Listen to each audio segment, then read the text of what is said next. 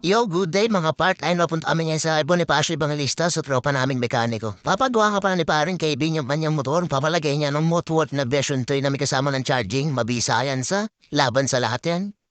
Andito na nga kami sa Evangelista kung saan ang aming tambayan ng mga panda. Andyan nga pala si Kosang Daniel at si Kosang Leo. Habang nag-waiting ng buoy, ngayon, init na sila dyan pero laban pa rin. Hataw yan sila. Solid yan mga yan.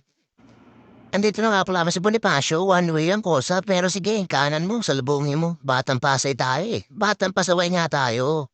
Kaya sige, pasukin mo na yan. Ako nang bahala sa'yo. Pasaway naman tayo eh. Dito nga pala mga sambahay ng tropa natin mekaniko. Export panda rin yan, mabisa yung kaibigan natin na yan, dami ang bakit niyan. At ito na nga siya, ayan, kaibigan natin nakabod pan, sexy naman yan, ayan, tropa natin mekaniko, batang bata, diba, nakakain pa. Sabit lang daw, paglabas na tapos na, ayan nga pala yung lalagay na ang tropa natin. CP holder ng version 3, may kasama ng charging yan. Inopromote po namin yan, baka naman. Emotional damage! Magaling yan tropa, o na yan, ang bilis niyang gumawa. 5 minutes, tinapos niyan, very good yan. Nagkapanda nga rin pala yung mga guys at pwede rin mag-home service yan. PM nyo lang ako guys. Pwede yan, murang-mura yan, di sa niningilan, tropa yan. Galing na pagkakagawa niya dyan, malinis, tignan niya naman guys, di ba, kitang-kita. Galing gumawa niyan, solid yan. Bukod sa malis na gumawa, safe na safe ka pa. Akong bahala sa mga motor niyo, PM niyo lang ako. Pwede natin pa home service yan.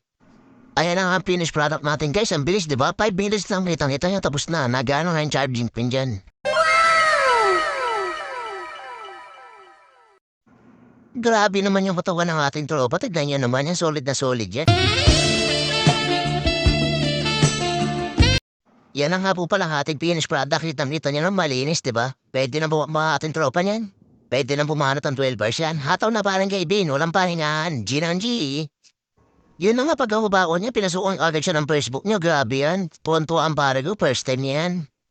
Napansin ko nga pala mabaho aming tambayan. Kaya namingiyaw si Jollibee ng sabon na may tubig. Ayan. Binuusan ko muna, may punyeta na kasi.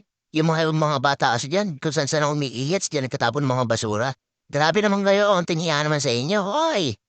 Ito na nga yung balakid sana yung mga rider, yung tagulan. Pero laban lang, meron mami kapote pero iba dyan. Naghahanap po kami ng sponsor, baka naman po, bigay po ko ng kapote sa inyo. Maraming salamat po, God bless, kayo na pong bahala sa amin.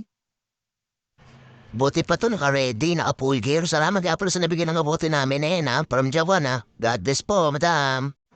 Medyo tumihila na nga yung ulan at may kanya-kanyang aming booking. Si Utol pupunta na sa kanyang pipick upin at i-deliver yan sa customer. Ewe? Tambay nga muna sa ayat bago umuwi. Napagod maghapon kaya kailangan natin masarap na pagkain dyan. Ayan, habang sumusubo o ng crispy cream yan, ay sarap na sarap si Papa dyan, grabe. Nalaglagan pa nga yung grabe ka naman, sa lahura ka na nga, hindi mo pinuhulot, grabe ka Papa dyan. At sa Papa John Negro yun, follow nyo na yung page niya yun. Happy Birthday Burger. Kasi, okay. French fries.